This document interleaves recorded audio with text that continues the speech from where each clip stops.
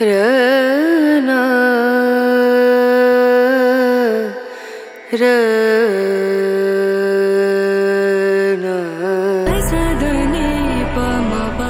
Hi ಎಲ್ಲ friends, ಎಲ್ಲರೂ ಹೇಗಿದ್ದೀರಾ? ನಾನು ಕೂಡ ತುಂಬ ಚೆನ್ನಾಗಿದ್ದೀನಿ. ನೀವೆಲ್ಲರೂ ತುಂಬ ಚೆನ್ನಾಗಿದ್ದೀರಾ ಅಂತ ಇವತ್ತಿನ ವಿಡಿಯೋ ಸ್ಟಾರ್ಟ್ ಮಾಡೋಣ ಬನ್ನಿ. ಅದಕ್ಕಿಂತ ಮುಂಚೆ ಪ್ಲೀಸ್ ಒಂದು ಲೈಕ್ ಮಾಡ್ಕೊಳ್ಳಿ, ಹೊಸಬ್ರಾಗಿದ್ದರೆ ಸಬ್ಸ್ಕ್ರೈಬ್ ಮಾಡ್ಕೊಳ್ಳಿ ಅಂತ ಹೇಳ್ತಾ, ಇವತ್ತಿನ ದಿನ ಬಂದು ರಥಸಪ್ತಮಿ ಆಗಿದೆ. ಬೆಳಗ್ಗೆನೇ ಎದ್ದಿದ್ದೀನಿ. ಸೂರ್ಯ ಎಷ್ಟು ಚೆನ್ನಾಗಿ ಹುಟ್ಟುತ್ತಾ ಇದ್ದಾನೆ.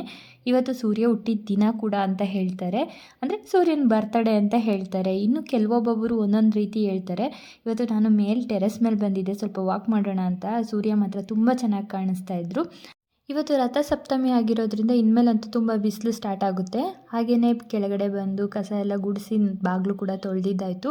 ಟೈಮ್ ಇವಾಗ 6:30ಗೆ ಬಿಸಿಲು ಯಾವ ಥರ ಬರ್ತಾ ಇದೆ. ಈ ಬಿಸಿಲು ಬಂದು ಡೈರೆಕ್ಟಾಗಿ ನಮ್ಮ ದೇವ್ರ ಮನೆಗೆ ಹೋಗುತ್ತೆ. ಅದನ್ನು ನೋಡೋದೇ ಒಂಥರ ಚೆಂದ. ಇವತ್ತು ನಾನು ಚುಕ್ಕಿ ರಂಗೋಲಿ ಆಗಲಿ ಎಳೆ ರಂಗೋಲಿ ಏನೂ ಹಾಕ್ತಲ್ಲ, ಈ ಥರ ಪ್ಲೇಟಲ್ಲಿ ರಂಗೋಲಿ ಹಾಕ್ಕೊಳ್ತಾ ಇದ್ದೀನಿ. ಯಾಕೋ ಗೊತ್ತಿಲ್ಲ, ಇವತ್ತು ಚುಕ್ಕಿ ರಂಗೋಲಿ ಇವತ್ತು ಈ ಥರ ರಂಗೋಲಿ ಹಾಕಬೇಕು ಅನ್ನಿಸ್ತು. ಅದಕ್ಕೋಸ್ಕರ ಇವಾಗ ರಂಗೋಲಿ ಕೂಡ ಹಾಕಿದ್ದಾಯಿತು. ಇನ್ನು ತಿಂಡಿ ಮಾಡಿಬಿಟ್ಟು, ಇವತ್ತು ರಥಸಪ್ತಮಿ ಆಗಿರೋದ್ರಿಂದ ಸ್ವಲ್ಪ ವಿಶೇಷವಾದ ಪೂಜೆ ಕೂಡ ಮಾಡ್ಕೊಳ್ಬೇಕಾಗಿತ್ತು ಮನೆಯಲ್ಲಿ. ಫಸ್ಟು ಬಾಗಿಲು ತೊಳೆದು ರಂಗೋಲಿ ಹಾಕಿ ಹೊಸ್ಲಿಗೆ ಅರಿಶಿನ ಕುಂಕುಮ ಹೂವು ಎಲ್ಲ ಇಟ್ಟಿದ್ದಾಯಿತು. ಆನಂತರ ತಿಂಡಿಗೆ ಅಂದ್ಬಿಟ್ಟು ಇವತ್ತು ಸ್ವಲ್ಪ ಐಟಮ್ಗಳನ್ನ ಆರ್ಡ್ರ್ ಮಾಡ್ಕೊಂಡಿದ್ದೆ. ಹಾಗೆ ಕೂಡ ಸ್ವಲ್ಪ ಬಿಡಿ ಹೂವು ಕೂಡ ಬೇಕಾಗಿತ್ತು, ಅದನ್ನು ಕೂಡ ತರಿಸ್ಕೊಂಡಿದ್ದೆ. ಮನೇಲಿ ಇತ್ತು ಹೂವು, ಬಟ್ ಬಿಡಿ ಹೂವು ಸ್ವಲ್ಪ ಬೇಕಾಗಿತ್ತು. ಆನಂತರ ಕಾಯಿ ಪೂಜೆಗೆ ಸ್ವಲ್ಪ ಮಧ್ಯಾಹ್ನ ಅಡುಗೆಗೆ ಕೆಲವೊಂದು ವಸ್ತು ಇರಲಿಲ್ಲ ಅನ್ನೋದಕ್ಕೋಸ್ಕರ ಬೆಳಗ್ಗೆನೇ ತರಿಸ್ಕೊಂಡೆ. ಇನ್ನು ನಾನು ಅಂಗಡಿಗೆ ಹೋಗಿ, ಇಲ್ಲ ನನ್ನ ಹಸ್ಬೆಂಡ್ ಅಂಗಡಿಗೆ ಹೋಗಿ ತರೋದು ಲೇಟ್ ಆಗುತ್ತೆ ಅಂತ. ಹಾಗೆ ಪೂಜೆಗೆ ಎಕ್ಕದ ಎಲೆ ಬೇಕಾಗಿತ್ತು. ಆಂಟಿ ಕೂಡ ಬಂದಿದ್ರಲ್ಲ, ಅವ್ರು ತಂದು ಕೊಟ್ಟಿದ್ರು ನನಗೆ. ಇವತ್ತು ಎಕ್ಕದ ಎಲೆ ತಲೆ ಮೇಲೆ ಇಟ್ಕೊಂಡು ಸ್ನಾನ ಮಾಡೋದ್ರಿಂದ ತುಂಬ ಒಳ್ಳೆಯದು ಅಂತಾರೆ, ಅದಕ್ಕೋಸ್ಕರ ತರಿಸ್ಕೊಂಡಿದ್ದೆ. ಹಾಗೆ ಪೂಜೆಗೂ ಆಗುತ್ತೆ ಅನ್ನೋದಕ್ಕೋಸ್ಕರ ತರಿಸ್ಕೊಂಡಿದ್ದೆ. ಅದಕ್ಕೂ ಮುಂಚೆ ಇವಾಗ ನಾನು ಮೊದಲನೇದು ತಿಂಡಿ ಮಾಡ್ಕೊಂಡ್ಬಿಡ್ತಾ ಇದ್ದೀನಿ. ಯಾಕಪ್ಪ ಅಂದರೆ ಫಸ್ಟ್ ಹುಡುಗರನ್ನ ಸ್ಕೂಲಿಗೆ ಕಳಿಸಿದ ನಂತರ ಪೂಜೆ ಮುಗಿಸ್ಕೊಳ್ಳೋಣ ಅಂತ, ಒಂದು 12 ಗಂಟೆ ಒಳಗಡೆ ಪೂಜೆ ಮಾಡ್ಕೊಳ್ಳೋಣ ಅಂತ ಇದ್ದೀನಿ. ಈ ದಿನ ಅಂತೂ ಎಷ್ಟೊತ್ತಿಗೆ ಬೇಕಾದರೂ ಪೂಜೆ ಮಾಡ್ಕೊಳ್ಬೋದು. ಸೂರ್ಯ ಮುಳುಗೋ ಅಷ್ಟರಲ್ಲಿ ಪೂಜೆ ಮಾಡ್ಕೊಳ್ಬೇಕಾಗುತ್ತೆ, ಅಂದರೆ ರಥಸಪ್ತಮಿ ಪೂಜೆ ಮಾಡೋರು ಅಂತ. ಈಗ ಮೊದಲನೇದಾಗಿ ತಿಂಡಿ ರೆಡಿ ಮಾಡ್ಕೊಂಡ್ಬಿಡ್ತಾ ಇದ್ದೀನಿ. ಆಗ ಅದಕ್ಕೂ ಮುಂಚೆ ಒಂದು ಅರ್ಧ ಹೋಳಷ್ಟು ತೆಂಗಿನ ಹಾಲನ್ನ ತೆಗೆದಿಟ್ಕೊಂಡಿದ್ದೀನಿ. ಈಗ ಒಂದು ಕುಕ್ಕರ್ಗೆ ಎಣ್ಣೆ, ಚಕ್ಕೆ, ಲವಂಗ, ಸೋಂಪು, ಏನೇನು ಗರಂ ಮಸಾಲೆ ಇರುತ್ತೋ ಅದನ್ನು ಹಾಕ್ಕೊಂಡಿದ ನಂತರ ಈರುಳ್ಳಿ, ಹಸಿಮೆಣಸಿನ್ಕಾಯಿ ಚೆನ್ನಾಗಿ ಫ್ರೈ ಮಾಡ್ಕೊಳ್ಬೇಕಾಗುತ್ತೆ. ಚೆನ್ನಾಗಿ ಫ್ರೈ ಆಗಿದ ನಂತರ ಇದಕ್ಕೆ ಶುಂಠಿ ಬೆಳ್ಳುಳ್ಳಿ ಪೇಸ್ಟ್ ಹಾಕ್ಕೊಳ್ತಾ ಇದ್ದೀನಿ. ಮನೇಲಿ ಮಾಡಿರೋದೇ ಹಾಕ್ಕೊಂಡು ತುಂಬ ಟೇಸ್ಟಿಯಾಗಿರುತ್ತೆ. ಹೊರಗಡೆಯಿಂದ ತಂದರೆ ಅಷ್ಟು ಟೇಸ್ಟ್ ಬರಲ್ಲ ಈ ರೈಸ್ ಬಾತು. ಆನಂತರ ಹಸಿ ಬಟಾಣಿ, ನಾವು ಗೀ ರೈಸ್ ಮಾಡ್ತೀವಲ್ಲ ಅದೇ ಥರನೇ, ಬಟ್ ಅದಕ್ಕೆ ತುಪ್ಪ ಹಾಕ್ಕೊಳ್ತೀವಿ. ಇದಕ್ಕೆ ಬರೀ ನಾರ್ಮಲಾಗಿ ಎಣ್ಣೆ ಹಾಕ್ಕೊಂಡು ಮಾಡ್ತಾ ಇರೋದು. ಸ್ವಲ್ಪ ಕರಿಬೇವು, ಹಾಗೆಯೇ 1 ಟೀ ಸ್ಪೂನಷ್ಟು ಗರಂ ಮಸಾಲ ಹಾಕ್ಕೊಂಡು ಚೆನ್ನಾಗಿ ಫ್ರೈ ಮಾಡ್ಕೊಳ್ತಾ ಇದ್ದೀನಿ. ಇದು ಫ್ರೈ ಆಗಿದ ನಂತರ ನಾವು ತೆಂಗಿನ ಹಾಲನ್ನ ತೆಗೆದಿಟ್ಕೊಂಡಿದ್ವಲ್ಲ, ನಾವು 2 ಲೋಟ ಅಕ್ಕಿಗೆ 4 ಲೋಟದಷ್ಟು ಹಾಲನ್ನ ತೆಗೆದಿಟ್ಕೊಳ್ಬೇಕು. ನಾನು 3 ಲೋಟ ಹಾಲು ಸಿಕ್ಕಿತ್ತು, ಅದಕ್ಕೆ 1 ಲೋಟದಷ್ಟು ನೀರು ಹಾಕ್ಕೊಳ್ತಾ ಇದ್ದೀನಿ. ಆನಂತರ ಅಕ್ಕಿ ಹಾಕ್ಕೊಂಡು ಚೆನ್ನಾಗಿ ಮಿಕ್ಸ್ ಮಾಡಿಕೊಂಡು ರುಚಿಗೆ ತಕ್ಕಷ್ಟು ಉಪ್ಪು ಹಾಕ್ಕೊಂಡು ಕೊತ್ತಂಬರಿ ಸೊಪ್ಪು ಲಾಸ್ಟಲ್ಲಿ ಹಾಕ್ಕೊಂಡ್ರೆ ಆಯಿತು.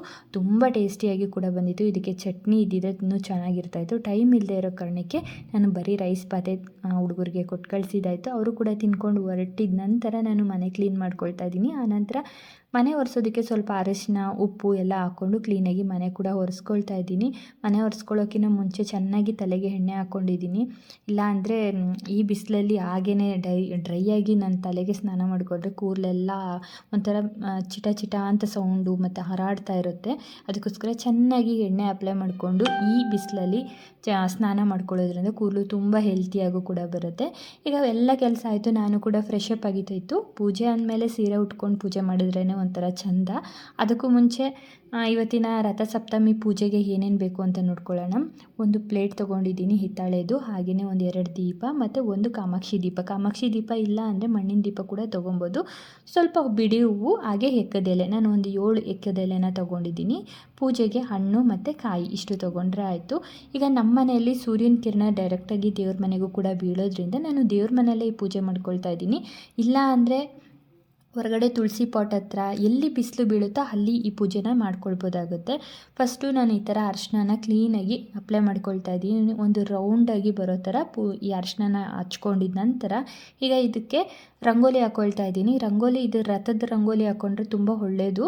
ಇಲ್ಲ ಅಂದರೆ ಬರಲಿಲ್ಲ ಅಂದರೆ ಸೂರ್ಯನ ರಂಗೋಲಿ ಕೂಡ ಹಾಕ್ಕೊಳ್ಬೋದು. ನಾನು ಈ ಥರ ಯಾವ ಥರ ಬರುತ್ತೋ ರಥ ಆ ಥರ ಬಂದರೆ ಸಾಕು, ಏನು ಪರ್ಫೆಕ್ಟಾಗಿ ಬರಬೇಕು ಅನ್ನೋದು ಏನಿಲ್ಲ. ನಮ್ಮ ಕೈಯಲ್ಲಿ ಹೆಂಗೆ ಬರುತ್ತೋ ಆ ಥರ ರಥ ಬಿಡಿಸ್ಕೊಂಡಿದ ನಂತರ ಮಧ್ಯದಲ್ಲಿ ಸೂರ್ಯನ ರಂಗೋಲಿ ಕೂಡ ಹಾಕ್ಕೊಳ್ತೀನಿ.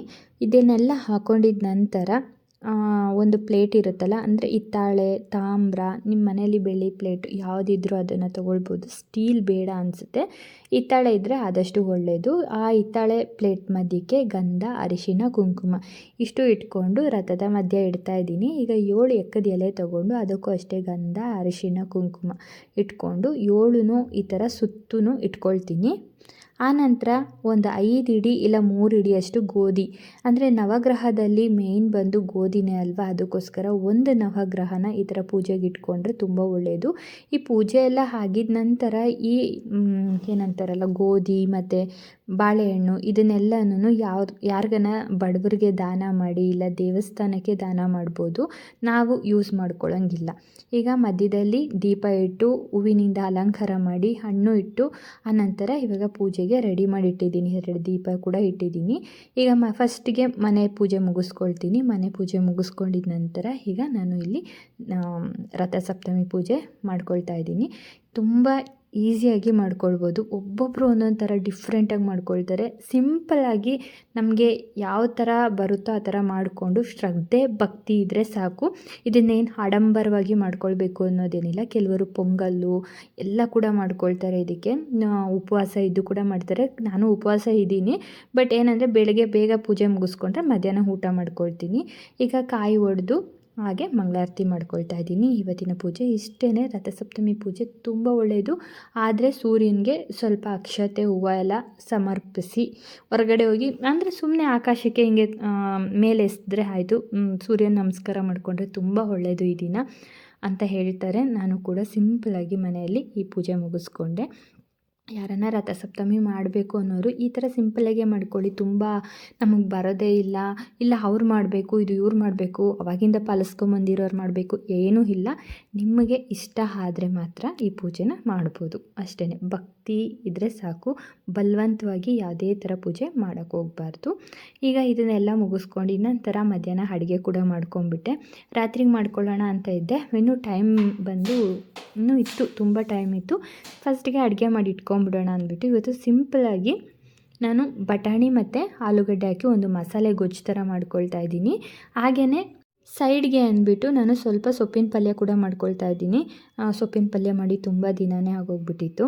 ಈಗ ಈರುಳ್ಳಿ ಮತ್ತು ಕಾಯಿ ಏನೇನು ಬೇಕೋ ಎಲ್ಲ ರೆಡಿ ಮಾಡಿ ಇಟ್ಕೊಂಡಿದ ನಂತರ ಈಗ ಬಟಾಣಿ ಗೊಜ್ಜಂತೂ ಇದು ತುಂಬ ಚೆನ್ನಾಗಿರುತ್ತೆ. ನಾನು ಸ್ವಲ್ಪ ಜಾಸ್ತಿನೇ ಮಾಡ್ಕೊಳ್ತಾ ಇದ್ದೀನಿ. ನೆಕ್ಸ್ಟ್ ಡೇ ಬೆಳಗ್ಗೆಗೆ ಪೂರಿ ಮಾಡಿಕೊಂಡ್ರೆ ತುಂಬ ಚೆನ್ನಾಗಿರುತ್ತೆ ಅನ್ನೋದಕ್ಕೋಸ್ಕರ ಮೊದಲು ಒಂದು ಬಾಣಲಿಗೆ ಸ್ವಲ್ಪ ಎಣ್ಣೆ ಮತ್ತು ಚಕ್ಕೆ, ಲವಂಗ ಇಷ್ಟು ಹಾಕ್ಕೊಂಡಿದ ನಂತರ ಒಂದು ಅಥವಾ 2 ಈರುಳ್ಳಿ ಹಾಕ್ಕೊಳ್ತಾ ಇದ್ದೀನಿ. ಈರುಳ್ಳಿ ಹಾಕ್ಕೊಂಡು ಚೆನ್ನಾಗಿ ಫ್ರೈ ಮಾಡ್ಕೊಳ್ಬೇಕಾಗುತ್ತೆ.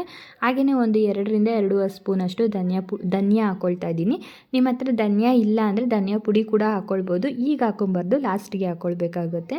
ಹಾಗೆ 1 ಟೀ ಸ್ಪೂನಷ್ಟು ಗಸಗಸೆ, ಹಾಗೆಯೇ ಖಾರಕ್ಕೆ ಒಣಮೆಣಸಿನ್ಕಾಯಿ ಹಾಕ್ಕೊಳ್ತಾ ಇದ್ದೀನಿ. ಇಲ್ಲ ಅಂದರೆ ಖಾರದ ಪುಡಿ ನೀವು ಮನೇಲಿ ಮಾಡಿಸಿದ್ದೀರಾ ಅಂದರೆ ಅದನ್ನು ಹಾಕ್ಕೊಳ್ಬೋದಾಗುತ್ತೆ.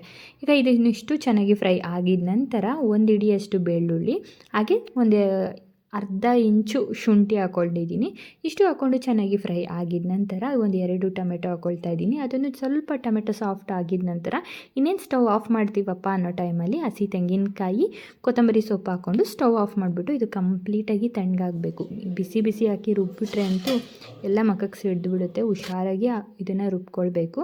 ಕಂಪ್ಲೀಟಾಗಿ ತಣ್ಣಗಾಗಿದ ನಂತರ ಕ್ಲೀನಾಗಿ ಇದು ನೈಸಾಗಿ ರುಬ್ಕೊಳ್ಬೇಕಾಗುತ್ತೆ. ತುಂಬ ಟೇಸ್ಟಿಯಾಗಿ ಕೂಡ ಬರುತ್ತೆ. ಇದೇ ಥರ ನೀವು ಚಿಕನ್ ಸಾರು ಅಥವಾ ಎಣ್ಣೆ ಬದನೆಕಾಯಿ ಸಾರು ಅಂತಾರಲ್ಲ ಅದನ್ನು ಕೂಡ ಮಾಡಿಕೊಂಡ್ರೆ ತುಂಬ ಚೆನ್ನಾಗಿರುತ್ತೆ. ಈಗ ಈ ಕಡೆ ರೈಸು ಕೂಡ ಇಟ್ಕೊಳ್ತಾ ಇದ್ದೀನಿ. ನನ್ನ ಹಸ್ಬೆಂಡ್ ಮಧ್ಯಾಹ್ನ ಊಟಕ್ಕೆ ಬರ್ತೀನಿ ಅಂತ ಕೂಡ ಹೇಳಿದರು, ಅದಕ್ಕೋಸ್ಕರ. ಈಗ ಸಾಂಬಾರು ಯಾವ ಥರ ಮಾಡ್ಕೊಳ್ಳೋದು ಅಂತ ನೋಡೋಣ ಬನ್ನಿ. ಮೊದಲನೇದಾಗಿ ಒಂದು ಕುಕ್ಕರ್ಗೆ ಸ್ವಲ್ಪ ಎಣ್ಣೆ ಹಾಕ್ಕೊಳ್ತಾ ಇದ್ದೀನಿ. ಎಣ್ಣೆ, ಈರುಳ್ಳಿ ಹಾಕ್ಕೊಂಡು ಚೆನ್ನಾಗಿ ಫ್ರೈ ಆಗಿದ ನಂತರ ಈಗ ಇದಕ್ಕೆ ಸ್ವಲ್ಪ ಕರಿಬೇವು ಹಾಕ್ಕೊಳ್ತಾ ಇದ್ದೀನಿ. ಇಷ್ಟು ಚೆನ್ನಾಗಿ ಫ್ರೈ ಆಗಿದ ನಂತರ ಈಗ ಬಟಾಣಿ ಮತ್ತು ಆಲೂಗಡ್ಡೆ, ಹಸಿ ಬಟಾಣಿ ತೊಗೊಂಡಿದ್ದೀನಿ. ಕ್ಲೀನಾಗಿ ತೊಳೆದು ಈ ಥರ ಕಟ್ ಮಾಡಿ ಇಟ್ಕೊಂಡಿದ್ದೀನಿ ಆಲೂಗಡ್ಡೆ ಎಲ್ಲ. ಅದನ್ನು ಹಾಕ್ಕೊಂಡು 2 ನಿಮಿಷಗಳ ಕಾಲ ಇದು ಎಣ್ಣೆಯಲ್ಲೇ ಚೆನ್ನಾಗಿ ಫ್ರೈ ಆಗಬೇಕು. ಫ್ರೈ ಆದ್ರೇ ಈ ಸಾಂಬಾರು ತುಂಬ ಟೇಸ್ಟಿಯಾಗಿರುತ್ತೆ. ಇದು ಚೆನ್ನಾಗಿ ಫ್ರೈ ಆಗಿದ ನಂತರ ಈಗ ರುಬ್ಬಿರುವ ಮಸಾಲೆ ಇರುತ್ತಲ್ಲ ಅದನ್ನು ಹಾಕ್ಕೊಳ್ತಾ ಇದ್ದೀನಿ.